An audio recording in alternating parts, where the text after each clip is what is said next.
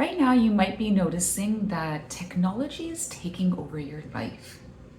In this video today, we will be talking about the effects of too much technology and a 5 easy step process that you can use to help you declutter that technology out of your life and only keep what makes sense and allows you to stay present, grounded, and in your power. I'm Tanya, and I help people declutter their life, and that's everything from your belongings, your beliefs, and even things like technology that prevent you from being present, prevent you from being in your power, and prevent you from being a creative, powerful manifester. So let's look at how technology can create clutter in your life and the effects it has. One of the first areas that technology can affect us is physically. So I'm sure you've heard these common ones like physical pain, back pain, headaches, eye soreness. The ones that you might not have considered are things like stagnation. If you are sitting for too long, your energy gets stuck and then you feel stuck, and this also causes health problems. The other thing that I just learned is that if you're very sensitive to light or just in general, being on a screen for too long can actually create hyperactivity, which then affects your sleep. And your sleep is also affected because your body's not producing melatonin like it should, especially if you're using technology right before bed. The last one that's a big one is that it creates dopamine imbalances, which affect your mood and so forth, and I'll get into that one a little bit later. The next one is, how does it affect you emotionally and psychologically? Well, for one, mental health. I'm sure you've seen that in yourself. This kind of false sense of connection where you're connected to an online community, but it's not really there. That face-to-face connection is not there. And so then when you are around people, you might notice that you're getting more and more social anxiety because you're always in front of a screen and there isn't enough human contact and human connection.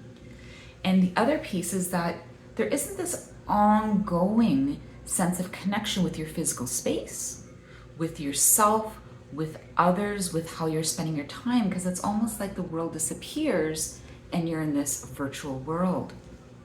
And what that does is, because you're disconnected from yourself, it actually weakens your judgment, it affects your emotional regulation, and you end up getting into this loop of very easily escaping from your emotions, escaping from discomfort, disconnecting, and disassociating. And the irony here is, you need to feel to heal, and we need to be bored to be creative.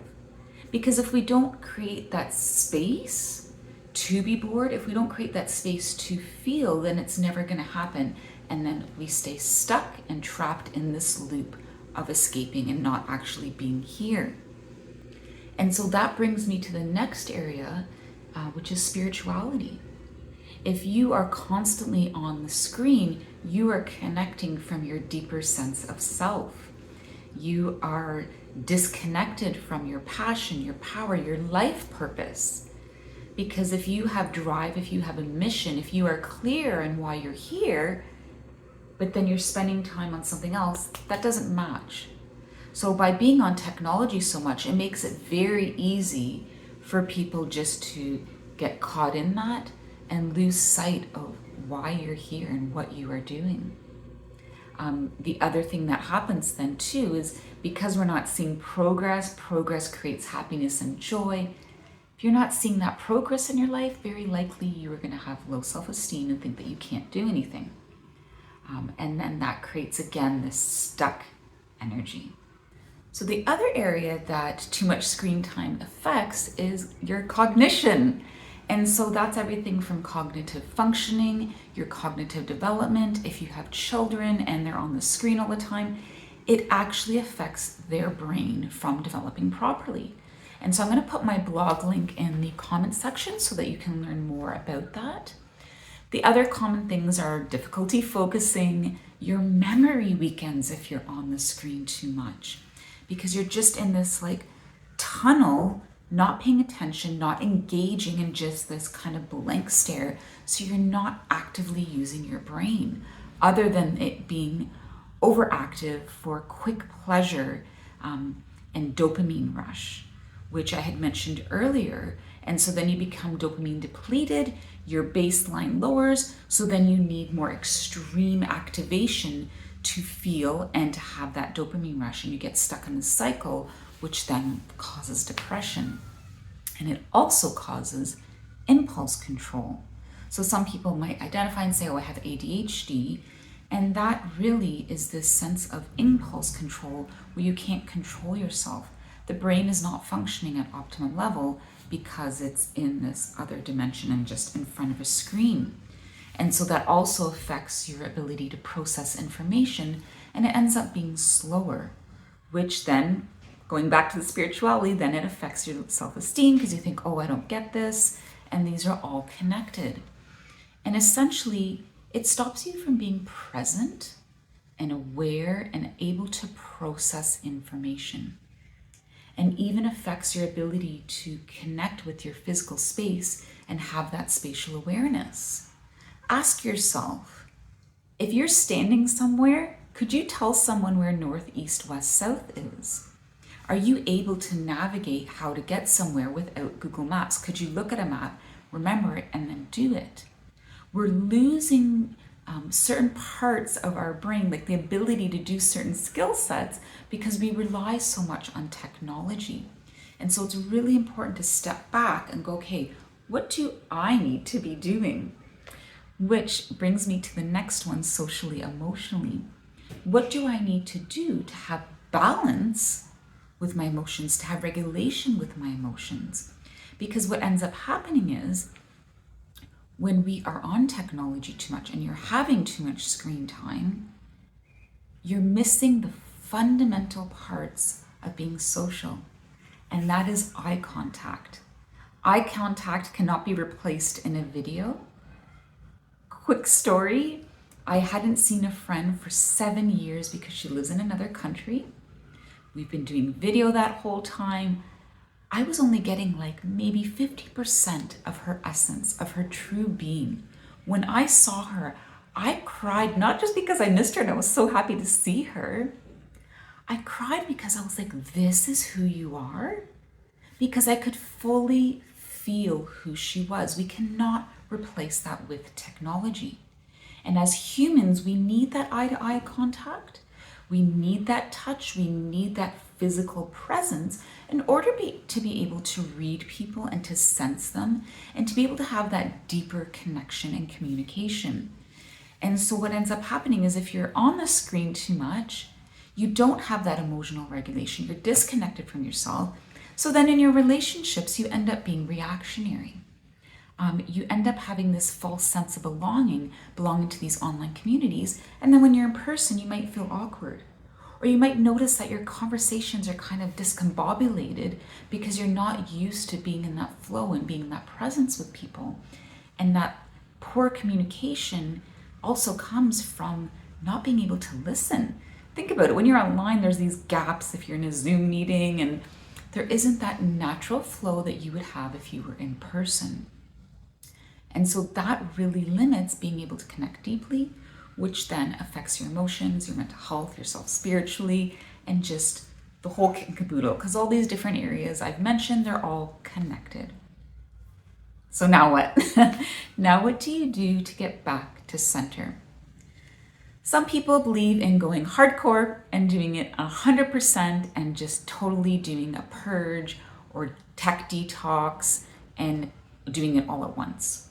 Whereas other people will do it in a more slow method and slowly withdraw from using it. It's really up to you what method works better for you. Are you the type of person that needs to do it 100%, or do you need to do it slowly?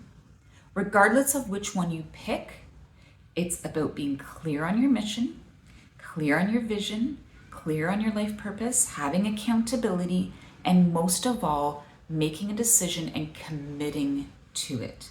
That needs to be there regardless if you go slow or fast. So let's look at the 5 easy steps that you can do to declutter technology addictions out of your life, declutter that overuse of screen time by simply one, connecting. Connect with yourself.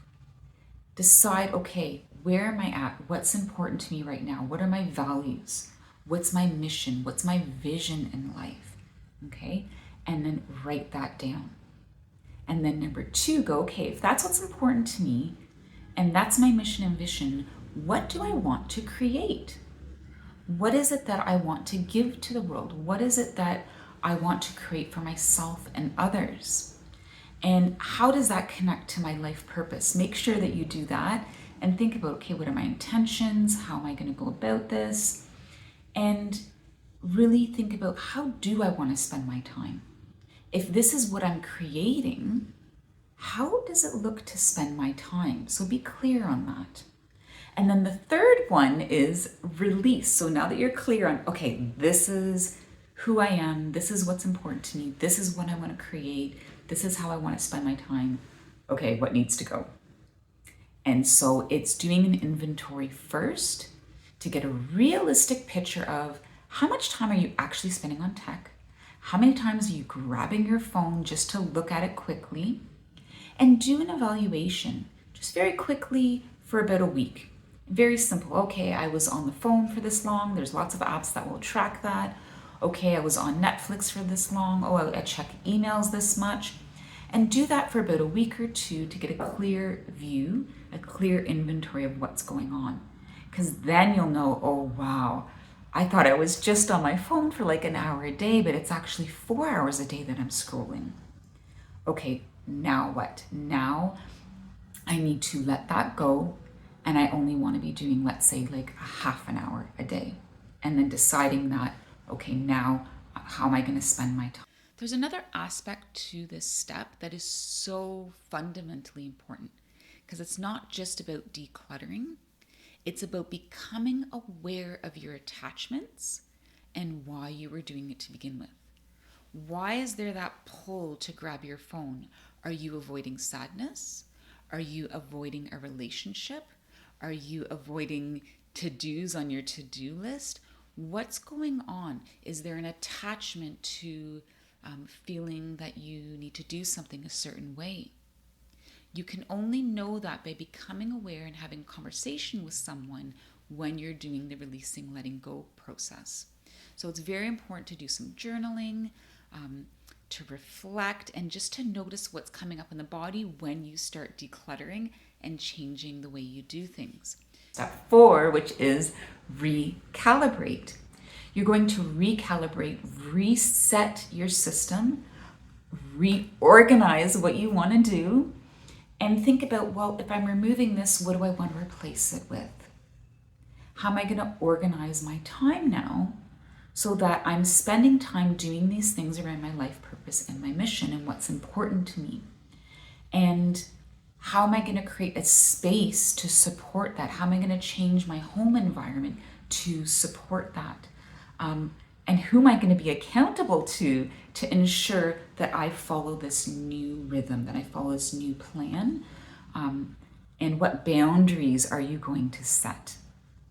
Okay, is it that, okay, no more technology after 8 p.m.? Is it that lights out after, 10 p.m.? What boundaries are you going to set? Is it no more technology at the dinner table? So thinking about that, because it's not just about letting go, it's what do you want to replace it with? How are you going to organize yourself? And then lastly, what boundaries are you going to set and who are you going to be accountable to?